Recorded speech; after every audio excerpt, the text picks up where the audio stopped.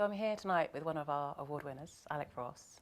I'd like you to talk a little bit about one of the reasons that we're giving you the award tonight, which is this idea of 21st century statecraft that you're also renowned for. Could you perhaps just explain what you mean by that phrase? Sure. Traditional diplomacy, I found, has been conducted in very formal settings. You know, diplomats with suits and ties talking to other diplomats with suits and ties, cup of tea in hand, flag flying in the background. And the simple fact of the matter is that we're in a world now where our government leaders have to engage with foreign publics. Yeah.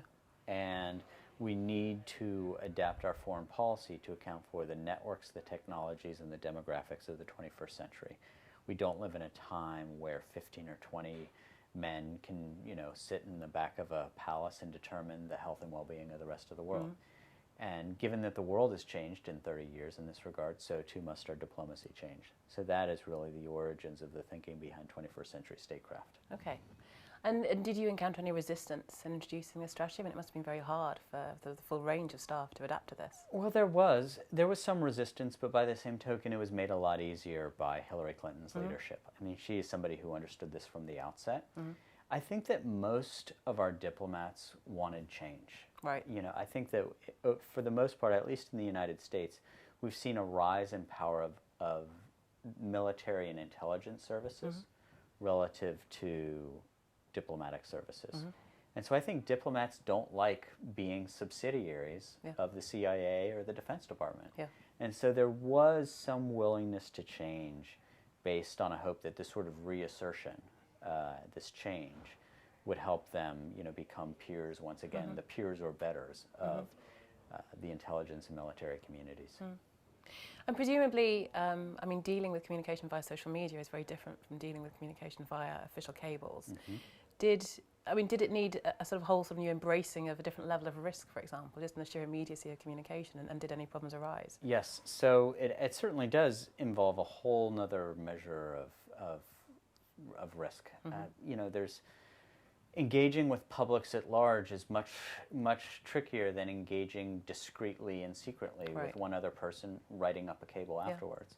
So yeah, I mean, there are a whole new layer of risks that come in. Mistakes have been made, but what's shocking is that 99% of the time things go just fine. and I think that the best response to the 1% of mistakes is to correct the behavior. Right. Rather than to completely freak out and say, oh, well, we have to condemn this entire reform agenda because of it. Yeah, just move on and learn.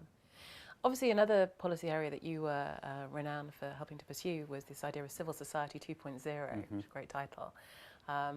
Is that, tell me a bit about that. Is that just sort of soft power by another name?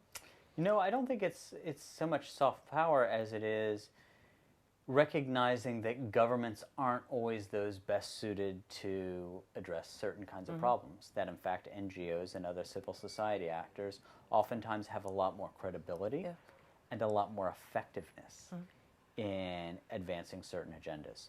And so what was behind our Civil Society 2.0 agenda was to leverage the relationships that I and my colleagues had with the technology community and figure out if we could bring all of that sophistication and that digital horsepower to civil society organizations, who oftentimes do very good work, but oftentimes also lack capacity. Right. So it's really a capacity building exercise using technology for civil society actors.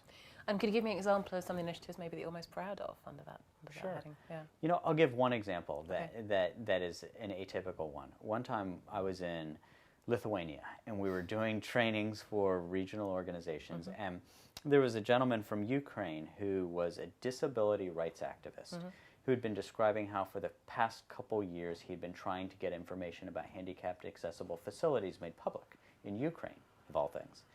And as he was talking, there was somebody who is an expert in databases who tapped into the public-facing government systems and found a hard-to-read database that sort of mapped out where the handicapped accessible facilities were.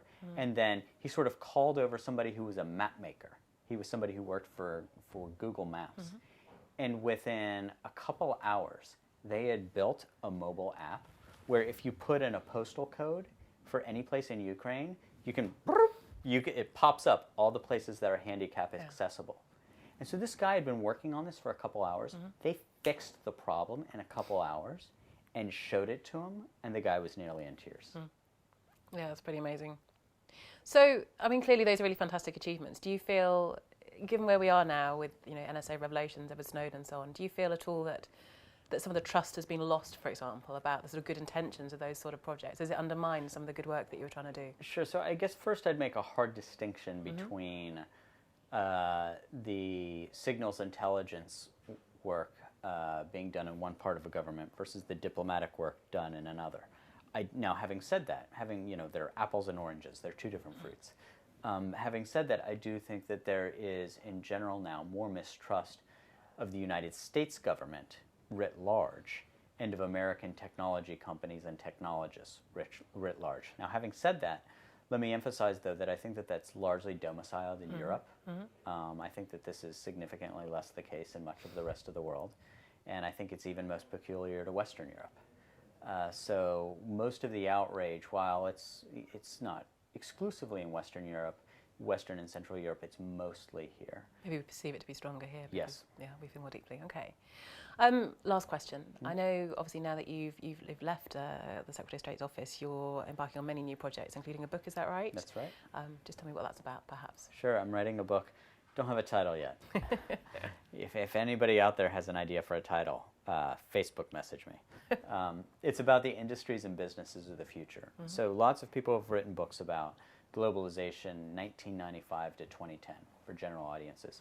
But I can't think of a single book that's been written for really a broad readership that describes globalization from 2010 to 2025 and what that will mean for states, societies, and individuals. So I'm trying to write that book.